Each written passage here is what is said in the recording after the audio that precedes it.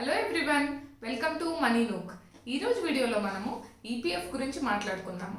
First basic topics like అసలు EPF అంటే ఏంటి, ఈపీఎఫ్లో ఎన్ని టైప్స్ ఆఫ్ కాంట్రిబ్యూషన్స్ మెథడ్స్ ఉన్నాయి, నెక్స్ట్ అసలు దీని మీద మనకి ఎంత ఇంట్రెస్ట్ వస్తుంది, అండ్ అలాగే ఇందులో ఇన్వెస్ట్ చేయడం వల్ల మనకి ఏమేమి ట్యాక్స్ బెనిఫిట్స్ వస్తున్నాయి ఇవి చూద్దాము. వీటి తర్వాత లాస్ట్లో విత్డ్రా చేసుకోవడానికి రూల్స్ ఏంటి, నామినీస్కి రూల్స్ ఏంటి అనేది చూద్దాము. ఈ బేసిక్ టాపిక్స్ అయిపోయిన తర్వాత నేను సిటీసీ మన టోటల్ ప్యాకేజ్ ఉంటుంది కదా, దానిలో ఈపీఎఫ్ కాంపోనెంట్ ఏంటి, వీటి స్ట్రక్చర్ ఎలా ఉంటుంది, దీనివల్ల మన ట్యాక్స్ ఇంప్లికేషన్ ఏంటి అనేది డిస్కస్ చేస్తాను. అండ్ లాస్ట్లీ అసలు మీ పర్టికులర్ కేసుకి మీరు ఈపీఎఫ్లో ఇన్వెస్ట్ చేయాలా వద్దా అనే దాని గురించి మనం డిస్కస్ చేసుకుందాము. అండ్ ఈ వీడియోని మీరు చివరి వరకు చూడండి, అప్పుడే మీకు ఈ డెసిషన్ మేకింగ్ వెనకమాల ఉన్న లాజిక్ కానీ మీరు ఎలా తీసుకోవాలి అనేది మొత్తం అర్థమవుతుంది. మీకు కనుక ఈపీఎఫ్ బేసిక్ కాన్సెప్ట్స్ క్లియర్ ఉంటే ఆ పార్ట్ స్కిప్ చేసేసి డైరెక్ట్గా సిటీసీ స్ట్రక్చర్ నుంచి మీరు ఈ వీడియోని చూడొచ్చు. Okay, so let's get started. అసలు first EPF employee provident fund అంటే ఏంటి? ఈపీఎఫ్ అనేది గవర్నమెంట్ మనకి as a retirement fund introduce చేసింది. దీనిలో మనకి చాలా ట్యాక్స్ బెనిఫిట్స్ కూడా ఉన్నాయి కాబట్టి ఇది మనం retirement plus tax saving fund కింద అనుకోవచ్చు. సో ఈపీఎఫ్లో మనం జాయిన్ అవ్వాలి అంటే ఎలిజిబిలిటీ ఏంటి అంటే, మీ కంపెనీలో మినిమం 20 ఎంప్లాయీస్ ఉంటే మీ కంపెనీ ఈపీఎఫ్ఓలో ఎన్రోల్ అయిపోవచ్చు. ఆటోమేటిక్గా ఎంప్లాయీస్ అందరికీ కూడా ఈపీఎఫ్ అకౌంట్ అనేది వచ్చేస్తుంది. అండ్ ఇది గవర్నమెంట్ తరపున మ్యాండేటరీ, ఎందుకంటే మినిమం రిటైర్మెంట్ సేవింగ్స్ ప్రతి ఒక్కళ్ళు ఉంచుకోవాలి అనే దృష్టితో గవర్నమెంట్ దీన్ని మ్యాండేటరీ చేసింది. సో మరి ఇందులో ఎవరెవరు కాంట్రిబ్యూట్ చేస్తారు అంటే, మీ కంపెనీ అంటే ఎంప్లాయర్ కాంట్రిబ్యూషన్ ఉంటుంది, మీరు అంటే ఎంప్లాయీ కాంట్రిబ్యూషన్, రెండు కాంట్రిబ్యూషన్స్ ఉంటాయి. మ్యాక్సిమం ఎంత కాంట్రిబ్యూట్ చేయొచ్చు అంటే, మీ బేసిక్ ప్లస్ డిఏ ఏదైతే ఉంటుందో దానిలో 12% వరకు మీరు కాంట్రిబ్యూట్ చేయొచ్చు. లెట్స్ మీ బేసిక్ ప్లస్ డిఏ 25,000 ఉందనుకోండి, అప్పుడు 12% అంటే 3,000 చేస్తారు. అదే మీ బేసిక్ ప్లస్ డిఏ 50,000 ఉందనుకోండి, అప్పుడు 6,000 చేయొచ్చు. ఇట్లా మీ బేసిక్ ప్లస్ డిఏ ఇంక్రీజ్ అయిన కొద్దీ మీరు మ్యాక్సిమం ఇందులో డిపాజిట్ చేయగలిగిన అమౌంట్ కూడా ఇంక్రీజ్ అవుతూ ఉంటుంది. ఇక్కడ డిఆర్ఎస్ ఎలవెన్స్ అనేది ఓన్లీ గవర్నమెంట్ ఎంప్లాయీస్కి ఉంటుంది, యూజువల్గా ప్రైవేట్ ఎంప్లాయీస్కి ఉండదు. అండ్ నేను సింప్లిసిటీ కోసం ఇంకా ఫర్దర్ స్లైడ్స్లో జస్ట్ బేసిక్ ప్లస్ డిఏని కంబైన్డ్గా బేసిక్ అనే చెప్తాను, దానికి మీనింగ్ బేసిక్ ప్లస్ డిఏ అని మీరు అర్థం చేసుకోండి. ఓకే, ఇప్పుడు మనకి కాంట్రిబ్యూషన్ మ్యాక్సిమం ఎంత చేయొచ్చు అనేది అర్థమైంది. మరి మ్యాక్సిమం అందరూ చేసేస్తాము అంటే కాదు, దీనిలో గవర్నమెంట్ మనకి 3 ఆప్షన్స్ ఇచ్చింది: minimum minimum, minimum maximum and maximum maximum. అసలు ఈ 3 డిఫరెంట్ కాంట్రిబ్యూషన్ ఆప్షన్స్ ఏంటి అనేది మనం నెక్స్ట్ స్లైడ్లో చూద్దాము. మీరు స్క్రీన్ మీద చూస్తున్నట్లయితే కనుక 3 ఆప్షన్స్ ఉన్నాయి. ఇందులో మినిమం అనేది మ్యాండేటరీ, అంటే ఇది అందరూ కంపల్సరీగా డిపాజిట్ చేయాల్సిందే. ఇందాక మనం మ్యాక్సిమం 12% వరకు చేయొచ్చు మన బేసిక్లోనే చూసాం. అసలు మినిమం ఎంత చేయాలి అంటే, మీ బేసిక్ ఎంతైనా అవ్వచ్చు, అది లెట్స్ సే 15,000 అవ్వచ్చు, 30, 50, 1 lakh ఎంతైనా అవ్వచ్చు, కానీ మినిమం 15,000 మీరు తీసుకొని ఈ 15,000లో 12% అంటే 1,800 రూపీస్ అనేది మాత్రం కంపల్సరీగా మ్యాండేటరీగా కాంట్రిబ్యూట్ చేయాలి ఈపీఎఫ్కి. ఒకవేళ మీ బేసిక్ కనుక 15,000 కన్నా తక్కువ ఉండి లెట్స్ సే 10,000 ఉందనుకోండి, అప్పుడు 10,000లో 12% అంటే 1,200 చేస్తే సరిపోతుంది. బట్ 15,000 ఆర్ అబౌవ్ 15,000 ఎంత ఉన్నా మినిమం మీరు 15,000లో 12% అంటే 1,800 అనేది మినిమం కాంట్రిబ్యూట్ చేయాలి. ఇది మినిమం రూల్. సో మినిమంలో ఏమవుతుంది అంటే, మీరు 1,800 పెడతారు, మీ కంపెనీ కూడా 1,800 డిపాజిట్ చేస్తుంది. ఇలా మినిమం సేవ్ చేస్తారు. ఇంకా నెక్స్ట్ ఆప్షన్ వచ్చేసరికి సెకండ్ ఆప్షన్ మినిమం మ్యాక్సిమం. ఇందులో మీ కంపెనీ సేమ్ 1,800 మినిమం పెడుతుంది. మినిమం అంటే సబ్జెక్ట్ టు అగైన్ మీకు 15,000 బేసిక్ ఉంది అనుకొని చెప్తున్నాను. ఓకే, అండ్ మీరు వచ్చేసరికి మ్యాక్సిమం అమౌంట్ అంటే లెట్స్ సే మీ బేసిక్ 50,000 ఉందనుకోండి, 50,000లో 12% 6,000 మీరు పెట్టేసుకోవచ్చు. సో కంపెనీ 1,800 ఇస్తుంది, మీరు 6,000 ఇస్తారు. ఇంకా లాస్ట్ కేసు వచ్చేసరికి మ్యాక్సిమం. ఇందులో కంపెనీ కూడా మ్యాక్సిమం అంటే 6,000 ఇస్తుంది, మీరు 6,000 ఇస్తారు ఇఫ్ మీ బేసిక్ 50,000 అనుకుంటే. ఇట్లా ఈ 3 ఆప్షన్స్ ఉన్నాయి. ఈ 3 ఆప్షన్స్ ఎందుకు ఇచ్చింది అంటే, ఏం డిఫరెన్స్ ఉంది వీటి మధ్య అంటే ట్యాక్స్ సేవింగ్. మెయిన్గా మీరు ఇందులో ఏదైతే పెడతారో వాటి మీద మీకు ట్యాక్స్ సేవింగ్ ఉంది. మీ కంపెనీ పెట్టిన దానిలో అయితే మీకు అప్ టు 7.5 lakhs మీరు ట్యాక్స్ పే చేయగల. ఈపీఎఫ్లో పెట్టింది plus NPS plus superannuation fund, ఈ మూడిట్లో కలిపి ఎందులో పెట్టినా అప్ టు 7.5 lakhs మీరు ట్యాక్స్ పే చేయగల. అది చాలా బిగ్ ట్యాక్స్ బెనిఫిట్. సో అదొక ఇంప్లికేషన్. ఇంకా సెకండ్ ఇంప్లికేషన్, మీరు పెట్టిన అమౌంట్లో కూడా లెట్సే మీరు 1800 పెట్టిన కేసు 6000 పెట్టిన కేసులో 6000 ఎక్కువ పెట్టారు కదా, అప్పుడు మీరు దీని మీద ట్యాక్స్ ఎగ్జామ్షన్ అనేది క్లెయిమ్ చేయొచ్చు. సెక్షన్ 80C కింద అప్ టు 1.5 lakhs మీరు ఈపీఎఫ్లో ఇన్వెస్ట్ చేసిన అమౌంట్ మీద ట్యాక్స్ ఎగ్జామ్షన్ క్లెయిమ్ చేయొచ్చు. సో ఇది మీకు వచ్చే బెనిఫిట్. ఇది మేజర్ చేంజ్ ఉంటుంది ఈ 3 ఇన్వెస్ట్మెంట్ ఆప్షన్స్లో. ఓకే, ఇప్పుడు మనం 3 డిఫరెంట్ ఇన్వెస్ట్మెంట్ ఆప్షన్స్ ఏంటి అనేది చూసాము. నెక్స్ట్ మనం అసలు దీని మీద ఇంట్రెస్ట్ ఎలా వస్తుంది అండ్ దీని విడ్రావల్ రూల్స్, నామినీ రూల్స్ చూద్దాం. ఎందుకంటే not only tax but returns, మనకి ఉన్న లిక్విడిటీ, ఈ ఆస్పెక్ట్స్ అన్నీ కలిపి మనం ఇన్వెస్ట్మెంట్ డెసిషన్ తీసుకుంటాం కాబట్టి వాటిని కూడా ఒకసారి చూద్దాము. సో ఈపీఎఫ్లో ఇంట్రెస్ట్ వచ్చేసరికి మనకి 8.5% వస్తుంది.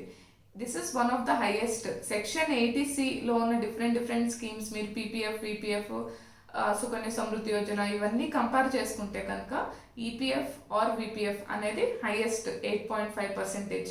ఎన్పిఎస్ని, ఈఎల్ఎస్ఎస్ని పక్కన పెట్టేద్దాం, ఎందుకంటే అవి మార్కెట్ పర్ఫార్మెన్స్తో లింక్డ్ ఉన్నాయి. సో అవి ఆబ్వియస్లీ హయ్యర్ రిటర్న్స్ వస్తాయి. ఆ రెండు పక్కన పెడితే మిగిలిన వాటన్నిటిలో కూడా ఈపీఎఫ్ అనేది హైయెస్ట్ రిటర్న్స్ 8.5% ఇస్తుంది.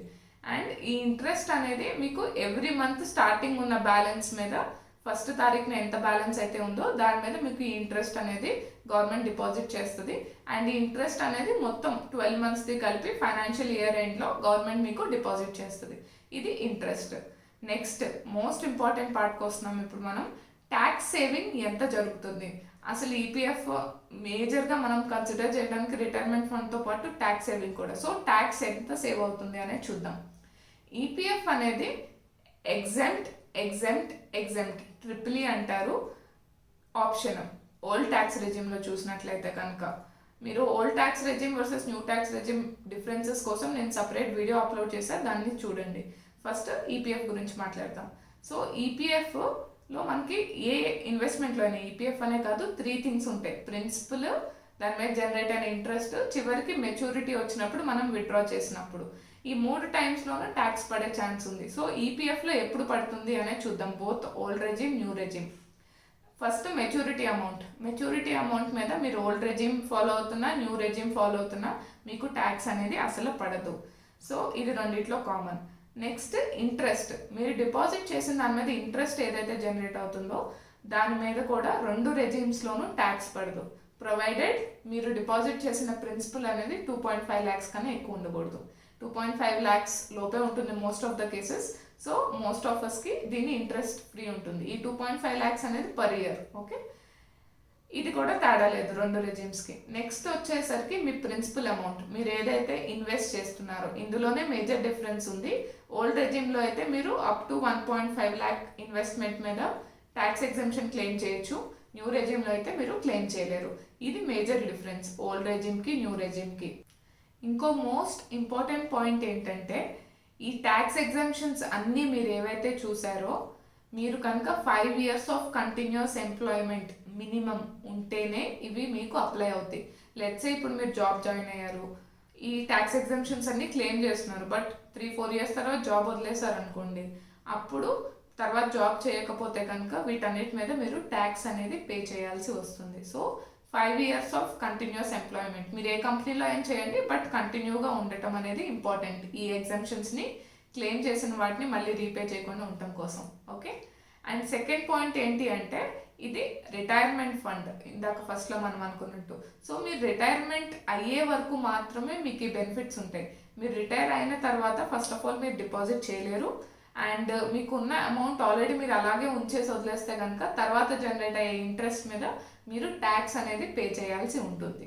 ఇవి సపరేట్గా ఉన్న మనకి ఎక్స్ట్రా రూల్స్ మనం దృష్టిలో పెట్టుకోవాల్సినవి. ఇప్పుడు మనం అసలు విత్డ్రావల్, రిటైర్మెంట్ అప్పుడు విత్డ్రావల్ అనుకుంటున్నాం కదా, రిటైర్మెంట్ అప్పుడే చేయాలా, ఇంకా ఏమైనా ఆప్షన్స్ ఉన్నాయా అనేది చూద్దాం. సో ఈపీఎఫ్ అనేది రిటైర్మెంట్ ఫండ్ కాబట్టి మీరు 58 yearsకి రిటైర్ అయినప్పుడు మీరు దీన్ని విత్డ్రా చేసుకోవచ్చు. ఆ సిచ్యువేషనే కాకుండా ఇన్ కేస్ అన్ఎక్స్పెక్టెడ్గా మీరు ఏదైనా అన్ఎంప్లాయిడ్ అయి ఉంటే కనుక 1 month అన్ఎంప్లాయ్మెంట్ తర్వాత మీకు ఉన్న దానిలో 75% మీరు విత్డ్రా చేసుకోవచ్చు.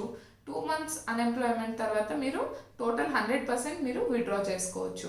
బట్ అగైన్ మీకు కనుక 5 years కంటిన్యూస్ ఎంప్లాయ్మెంట్ లేకపోతే వీటి మీద ట్యాక్స్ ఇంప్లికేషన్ అనేది ఉంటుంది, అది మీరు మర్చిపోవద్దు.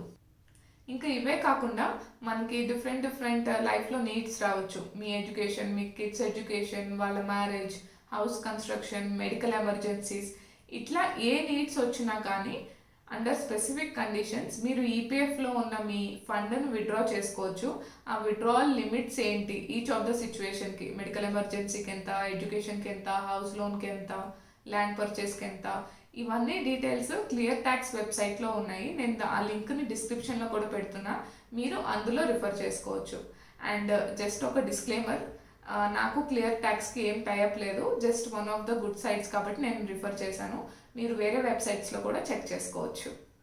ఇంకా లాస్ట్ వచ్చేసరికి నామినీస్ గురించి చూద్దాము. మనకి ప్రతి బ్యాంక్ అకౌంట్కి, ప్రతి ఇన్వెస్ట్మెంట్కి ఎట్లాగైతే నామినీస్ ఉంటారో దీనిలో కూడా మనం నామినేషన్ అనేది పెట్టాలి. అండ్ ఈపీఎఫ్లో ఒక రూల్ ఏంటి అంటే మీరు మీ ఫ్యామిలీ మెంబర్ని మాత్రమే నామినీగా ఉంచవచ్చు. ఇన్ కేస్ మీకు కనుక ఫ్యామిలీ మెంబర్స్ లేకపోతే అప్పుడు వేరే వాళ్ళని పెట్టచ్చు. బట్ మీరు ఫ్యామిలీ మెంబర్ ఉంటే మీకు కంపల్సరీ ఫ్యామిలీ మెంబర్స్లో ఒకళ్ళే, మీకు ఒకళ్ళో ఇద్దరు, మీరు ఎంతమంది అనుకుంటే అంతమంది, వాళ్ళు మాత్రమే మీరు నామినీ అవ్వచ్చు. వాళ్ళకి కాకుండా వేరే ఇవ్వాలి అనుకుంటే మీరు ఎక్స్ప్లిసిట్గా ఈపీఎఫ్ఓని కాంటాక్ట్ చేయాల్సి ఉంటుంది. ఇది ఫస్ట్ థింగ్.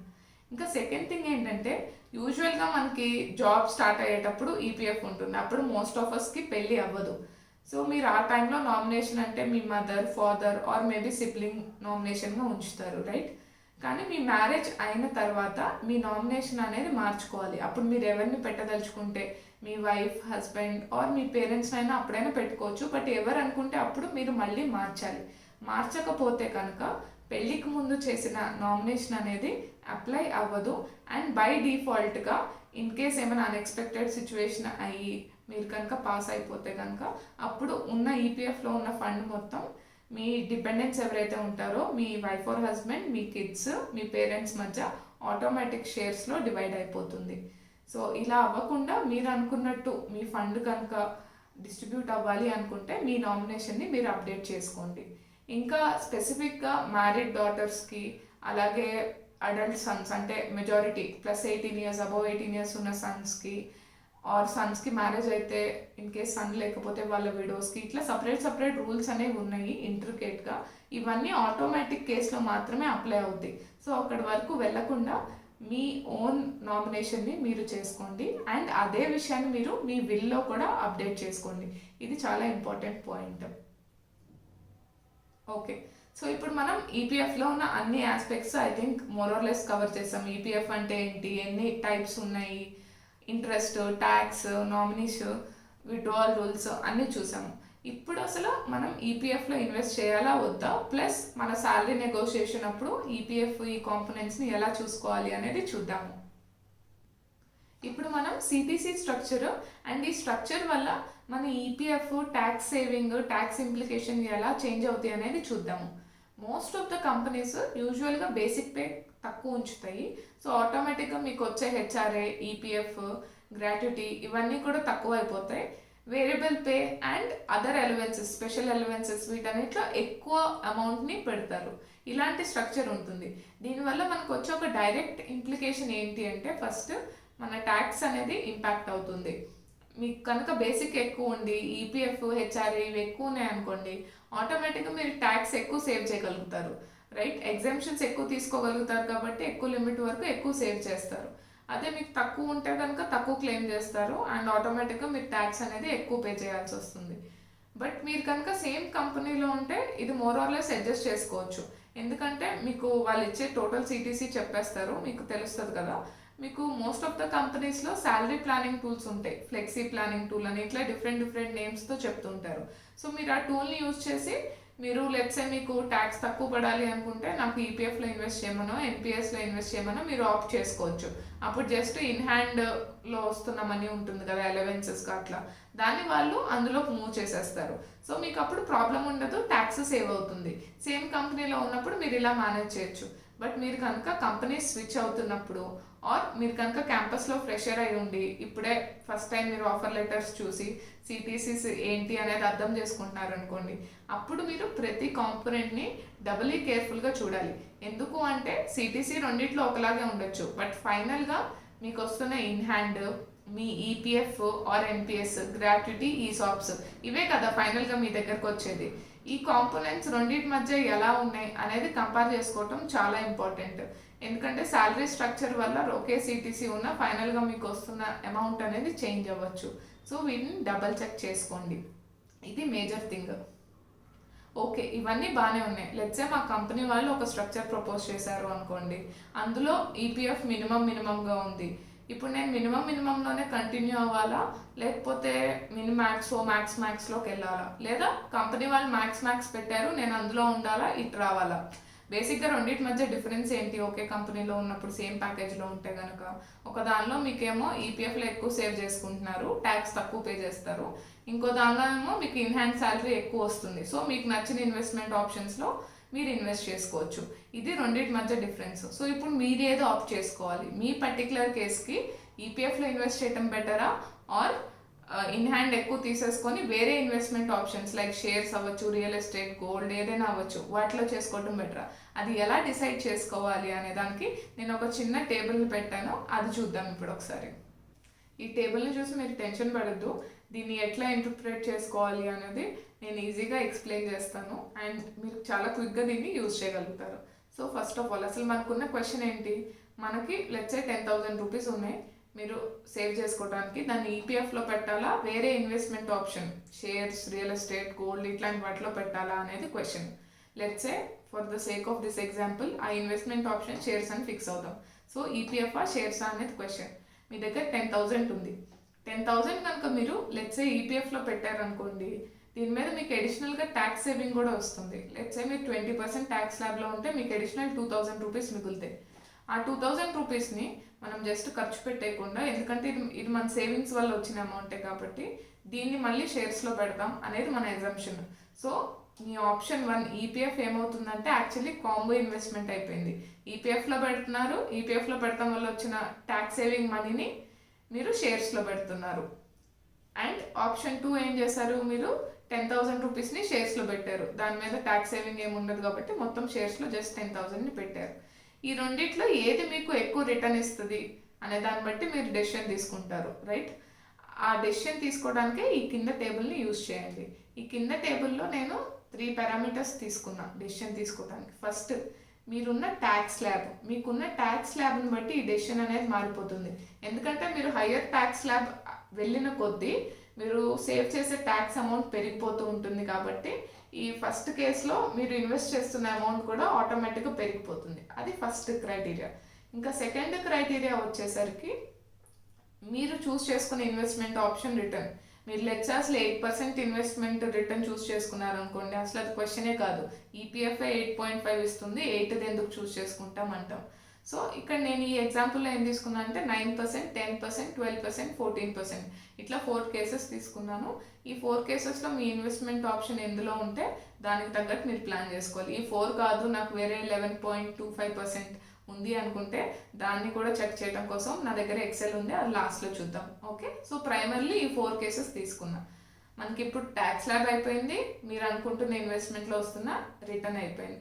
ఇంకా థర్డ్ ఫ్యాక్టర్ ఏంటి అంటే టైం. మీరు ఎన్ని ఇయర్స్ ఇన్వెస్టెడ్గా ఉండదలుచుకున్నారు? 5 ఇయర్సా, 10 ఇయర్సా, 20 ఇయర్సా? దాన్ని బట్టి కూడా మీ డెసిషన్ అనేది మారుతుంది. ఎందుకంటే ఇక్కడ కాంపౌండ్ అవుతూ ఉంటాయి, మీరు ఏ ఆప్షన్లో పెట్టినా కాంపౌండింగ్ జరుగుతుంది కాబట్టి టైం ఫ్రేమ్ అనేది కూడా చాలా ఇంపార్టెంట్. సో ఈ 3 ఫ్యాక్టర్స్ యూస్ చేసుకొని కింద టేబుల్లో డెసిషన్ ఉంది. ఫర్ ఎగ్జాంపుల్ మీరు 10 to 15 lakhs ట్యాక్స్ ల్యాబ్లో ఉన్నారనుకోండి, అప్పుడు మీ ఇన్వెస్ట్మెంట్కి రిటర్న్ 10% వస్తుంది అనుకున్నాం. అప్పుడు మీకు కాంబో ఆప్షన్ నెంబర్ 1 బెటర్. ఈపీఎఫ్లో పెట్టేసుకొని దాని మీద సేవ్ అండ్ ట్యాక్స్ని షేర్స్లో పెట్టడం బెస్ట్ ఆప్షన్ మీ కేసుకి. అదే కనుక మీరు సేమ్ 10 to 15 lakhs ట్యాక్స్ ల్యాబ్లో నుండి ఇప్పుడు 12% రిటర్న్ వస్తున్న ఇన్వెస్ట్మెంట్ ఆప్షన్ మీకు దొరికింది అనుకోండి, అప్పుడైతే కనుక మీ ఇన్వెస్ట్మెంట్ హారిజిన్ అనేది కూడా డెసిషన్ మేకింగ్లో వచ్చేసింది. ఇప్పుడు ఏమవుతుందంటే మీరు జస్ట్ 17 years ఆర్ బిలో ఇన్నాళ్ళు మాత్రమే ఇన్వెస్ట్ చేయదలుచుకుంటే అప్పుడు మీకు ఈపీఎఫ్ బెస్ట్ ఆప్షన్ అవుతుంది. బట్ అబౌవ్ 18 years కనుక మీరు ఇన్వెస్ట్ చేయదలుచుకుంటే అప్పుడు మీకు షేర్స్ అనేది బెస్ట్ ఆప్షన్ అవుతుంది. ఇట్లా మీకున్న ట్యాక్స్ స్లాబ్, మీకున్న రిటర్న్, మీరు చూస్ చేసుకునే investment return I mean to say, and మీరు ఎంత డ్యూరేషన్ ఇన్వెస్ట్ చేస్తున్నారు అనే దాన్ని బట్టి మీ డెసిషన్ అనేది ఈ టేబుల్ యూస్ చేసి మీరు తీసుకోవచ్చు. ఇందాక నేను చెప్పాను కదా, ఈ టేబుల్లో ఉన్నాయే కాకుండా ఇంకా మీ పర్టికులర్ కేసుకి మీరు ఎక్స్పెరిమెంట్ చేయాలి అనుకోవచ్చు. ఈ టేబుల్ నేను షేర్స్ని దృష్టిలో పెట్టుకొని పెట్టాను. ఇండెక్సేషన్ లేదు, ట్యాక్స్ రేట్ 10% అనుకున్నా. బట్ మీరు రియల్ ఎస్టేట్, గోల్డ్ ఇట్లాంటివి చూసి చేయాలనుకుంటున్నారు అనుకోండి, దానికోసం నేను ఎక్సెల్లో చూపిస్తాను. ఒకసారి మీ పర్టికులర్ కేసుకి ఎలా చూడాలి అనేది అందులో చూడొచ్చు. అదే కాకుండా ఇంకా ఆబ్వియస్లీ ఎవరు కూడాను లైఫ్ లాంగ్ ఒకే ట్యాక్స్ స్లాబ్లో ఉండరు. స్టార్ట్ అయినప్పుడు 5%, 10%లో ఉంటాం, తర్వాత 20-30%కి వెళ్తాం కదా. సో ఈ ట్యాక్స్ స్లాబ్ మారినప్పుడు మన డెసిషన్స్ ఎలా మార్చుకోవాలి, అది ఇంపాక్ట్ ఏంటి అనేది కూడా మీరు ఈ ఎక్సెల్లో చూడొచ్చు. ఫస్ట్ మనం ఈపీఎఫ్ డీటెయిల్స్, అలాగే ఆల్టర్నేటివ్ ఇన్వెస్ట్మెంట్ ఆప్షన్ ఏదైతే ఉందో దాని డీటెయిల్స్ ఎంటర్ చేయాలి. ఈపీఎఫ్ డీటెయిల్స్లో తిరిగి మనకి చేంజ్ ఏమి ఉండదు రిటర్న్ వీటిల్లో, కాబట్టి దీన్ని ఇట్లనే ఉంచేద్దాము. ఇంకా ఆల్టర్నేటివ్ ఇన్వెస్ట్మెంట్ ఆప్షన్ వచ్చేసరికి నేను ఇందాక టేబుల్లో చూపించినట్టు స్టాక్స్ అనుకున్నాను. కాబట్టి రిటర్న్ 10% అని పెట్టా. మీరు 12% అనుకుంటే 12 అయినా పెట్టుకోవచ్చు. అలాగే ట్యాక్స్ విషయం వచ్చేసరికి దీనికి 10% టాక్సేషన్ ఉంటుంది కాబట్టి లాంగ్ టర్మ్ క్యాపిటల్ గెయిన్స్ 10% పెట్టాను. ఇండెక్సేషన్ 0% కాబట్టి 0%. సో పోస్ట్ ట్యాక్స్ రిటర్న్ అనేది 10.8% వచ్చింది. లెట్సే మీరు స్టాక్స్ కాదు రియల్ ఎస్టేట్ పెడుతున్నారనుకోండి, అప్పుడు మీరు ఈ వాల్యూస్ అనేది చేంజ్ చేసుకోవచ్చు. రిటర్న్ లెట్సే మీరు 9% అనుకుంటే 9, ట్యాక్స్ అప్పుడు 20.8% అవుతుంది. ఇండెక్సేషన్ ఇయర్స్ని బట్టి డిపెండ్ అవుతుంది. లెట్సే 25% అనుకుందాం. ఇట్లా మీరు ఎంటర్ చేసుకొని మీ పోస్ట్ ట్యాక్స్ రిటర్న్ అనేది మీరు డిటర్మైన్ చేసుకోవచ్చు. ఇప్పుడు ప్రస్తుతానికి నేను స్టాక్స్దే పెడుతున్నా 10, 0, సో 10.8%. ఈ డీటెయిల్స్ ఎంటర్ చేసిన తర్వాత ఇప్పుడు మన కేస్కి ఏది బెటర్ అని డిసైడ్ చేసుకోవడం కోసం ఈ కింద ఉన్న టేబుల్ని యూజ్ చేసుకోవాలి. ఈ టేబుల్‌లో నేను ఆల్రెడీ ఇన్‌కమ్ టాక్స్ స్లాబ్స్ అన్నీ ఇచ్చేసాను. 0%, 5%, 10%, 20 అండ్ 30%. మీరు ఎన్ని ఇయర్స్ ఈ పర్టిక్యులర్ ఇన్‌కమ్ టాక్స్ స్లాబ్‌లో ఉన్నారు అనేది ఇక్కడ ఎంటర్ చేయాలి. అలాగే ఆ టైంలో మీరు యావరేజ్‌గా ఎంత అమౌంట్ ఇన్వెస్ట్ చేస్తున్నారు అనేది ఇక్కడ ఎంటర్ చేయాలి. ఫర్ ఎగ్జాంపుల్, మీరు జాబ్ జాయిన్ అయిన కొత్తలో ఫస్ట్ 5 ఇయర్స్ 5% టాక్స్ స్లాబ్‌లో ఉన్నారనుకుందాం. అండ్ ఆ టైంలో ఎవ్రీ ఇయర్ 25,000 ఇన్వెస్ట్ చేశారు అనుకుందాం. అప్పుడు మీరు కింద చూస్తే గనక మీకు డీటెయిల్స్ వచ్చేస్తాయి. ఈ 5 ఇయర్స్ మీరు ఈపీఎఫ్‌లో ఇన్వెస్ట్ చేస్తే, అప్పుడు 5 ఇయర్స్ తర్వాత మీ మెచ్యూరిటీ అమౌంట్ 1,48,134.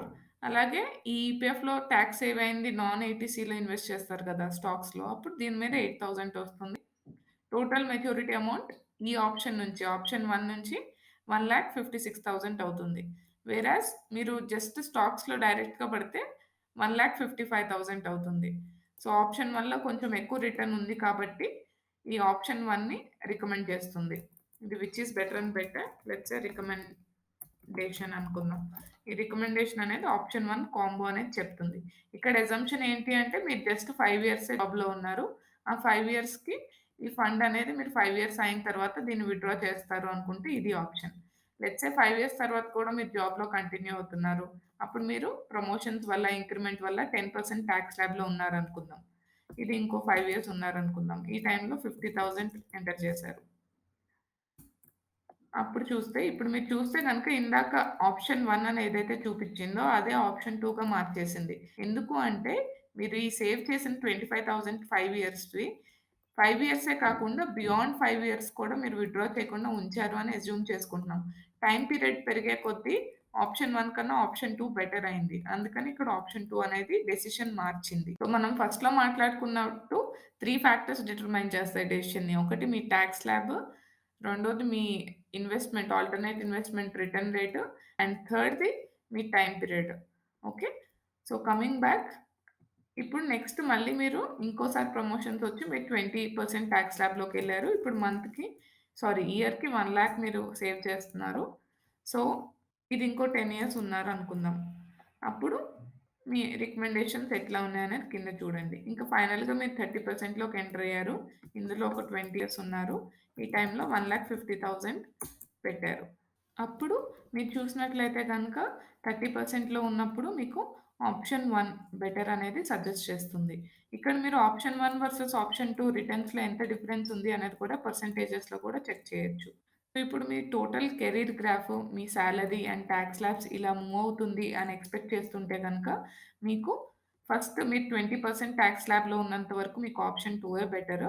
నెక్స్ట్ మీరు 30%లో మూవ్ అయినప్పుడు మీకు మీ కేస్‌లో ఆప్షన్ 1 బెటర్ అనేది రికమెండేషన్. అదే ఇప్పుడు ఇక్కడ 12% కాదు రిటర్న్ జస్ట్ 10% కింద మార్చామనుకుందాం ఫర్ ఎగ్జాంపుల్. అప్పుడు మీరు చూస్తే గనుక ఇక్కడ పీరియడ్ 4లో కూడా మీకు ఆప్షన్ 1 బెటర్ అనేది చూపిస్తుంది. సో, ఇట్లా మీకున్న టాక్స్ స్లాబ్, రిటర్న్స్ అండ్ మీరు ఎన్ని ఇయర్స్ ఇన్వెస్ట్ చేస్తున్నారు. ఈ 3 కాంబినేషన్స్‌తో మీ పర్సనల్ కేస్‌లో రికమెండేషన్ అనేది ఎట్లా మారుతుంది అనేది మీరు చెక్ చేసుకుంటూ ఉండొచ్చు. ఓకే. మీకిప్పుడు మీ పర్టిక్యులర్ కేస్‌లో ఈపీఎఫ్‌లో ఇన్వెస్ట్ చేయాలా? వద్దా? అనేది ఎలా డిసైడ్ చేసుకోవాలి అనేది క్లియర్‌గా అర్థమైందనుకుంటున్నాను. సింపుల్‌గా చూడాలి అంటే జస్ట్ టేబుల్‌ని రిఫర్ చేయండి. ఒకవేళ డీటెయిల్ క్యాలిక్యులేషన్ చేసుకోవాలి అంటే ఎక్సెల్‌ని డౌన్‌లోడ్ చేసుకొని క్యాలిక్యులేట్ చేయండి. ఎక్సెల్ నేను డిస్క్రిప్షన్ లింక్‌లో పెట్టాను.